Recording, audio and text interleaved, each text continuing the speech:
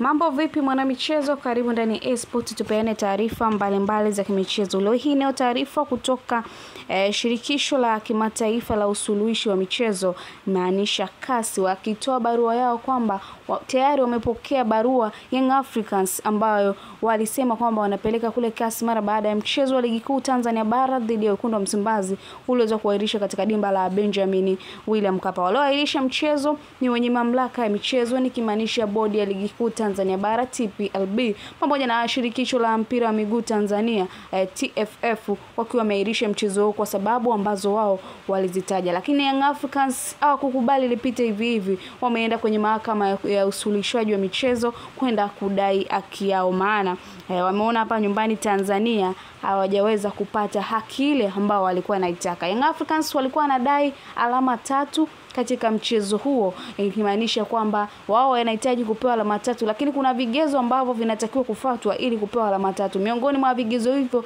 ni pamoja na taratibu zote za kimichezo ziweze kufanyika katika mchezo husika, ikimaanisha waamuzi wote wawepo pale, kamisa michezo wenye haki ya kurusha matangazo pamoja na kila kitu, taratibu zifuatwe, nikimaanisha Yanga walitakiwa kufanya warm up, Yanga walitakiwa waende vyumbani na warudi pamoja na maamuzi wakae ndani ya dakika 15 mpaka 20 ama nusu saa nzima wakiwasubiri timu pinzani. Hiyo mnao ni moja ya kanuni ili uweze kupata alama 3. Lakini katika mchezo huo, kwa sababu uliahirishwa na mamlaka ya soka, hao wote nao wataja hawakuweza kutokea katika mchezo. Tukikumbuka wananchi Young Africans walifika wakafanya mazoezi mepesi, mara baada ya kumaliza kufanya mazoezi mepesi wakaweza kuondoka uwanjani pale. Lakini kutokana na taratibu hiyo ambao Young Africans waliipata, basi wameona wao wamelifuata vigezo kwa namna ambavyo wao waliona tayari wameshafanya mazoezi katika mchezo husika. CAS wamepokea barua rasmi kutoka Young Africans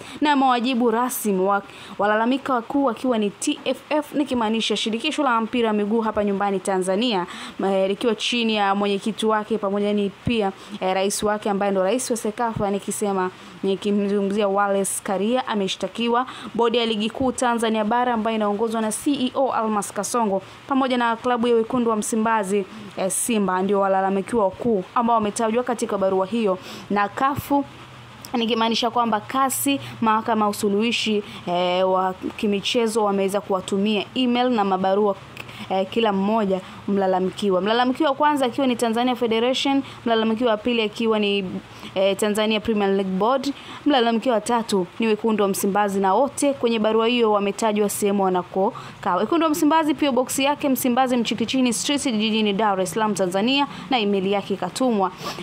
Tanzania Premier League na wakiwa Uhuru Street pamoja na Tanzania Federation wakiwa Dar es Salaam. Hiyo ni barua ambayo nikisoma watu wote ambao wametajwa katika kesi hiyo na sehemu wanapokaa, nikimaanisha kwamba nao pia watakuwa wameshapokea barua kutoka mahakama ya usuluhishi.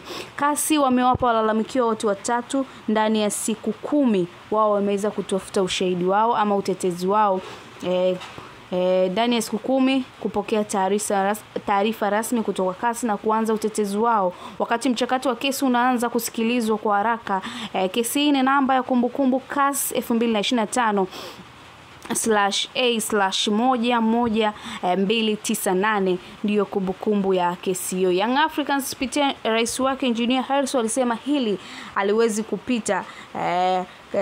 kupita mpaka wakatafute haki, na haki wameenda kuitafuta kwenye mahakama ya kimichezo. Nikutajie tu kwamba watu ambao wanaweza kuisikiliza kesi Young Africans, najua wengi mna mashaka juu ya wanasheria ndani ya klabu Young Africans. Tunafahamu kesi kadhaa za wachezaji wakidai madai ndani ya klabu Young Africans, Yanga wakiwa wanakosa ama wapati ushindi kwenye kesi zao mpaka wakaanza kumlalamikia bwana Simon Patrick kwamba sio mwanasheria mzuri. Malalamiko yalitoka kwa wanachama wa Young Africans wakidai wana mashaka na uwezo wa Simon Patrick ambaye ni mwanasheria wa klabu ya Young Africans. Nikutajie tu miongoni mwa wanasheria ndani ya klabu hiyo ni Alex Mgolowa, Simon Patrick, Juma Nasoro, Respicious Davis, Kalenga Rashid.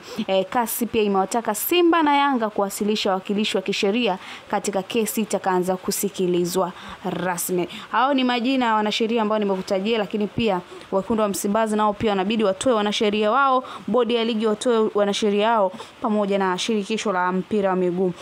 Ndo barua ambayo imetoka rasmi leo ikiwa ni Aprili 1. Wengi wanaweza kuwa na mashaka ni labda ni sikukuu ya wajinga, lakini hapana.